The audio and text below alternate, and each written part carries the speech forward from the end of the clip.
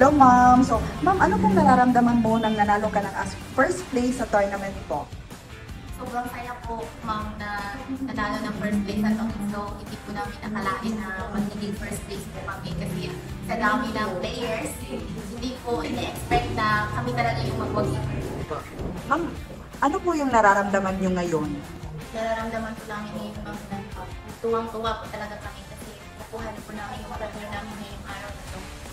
Sobrang saya po. Halos hindi na kami makatulog kagabi kasi iniisip namin na totoo na talaga makukuha na namin ng car ngayong araw. Ano pong plano nyo sa car nyo po? Gagamitin nyo po ba to as a family? Parang gano'n na po kasi pang pamilya talaga yung napalano na namin ng car at saka para sa aming anak na sa eskwela, hindi na kami magpapasahe. Ano ba yun? Mamasahe. Ma'am, mayroon ka bang gustong sabihin sa mga players ng Tong It's Go at Tong It's Go team?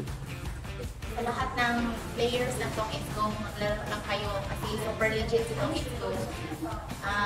Nakukuha talaga kung ano ang pinipremyo nila. At sa lahat ng Tong It's Go team, maraming salamat sa opportunity na binigay niyo sa amin as players.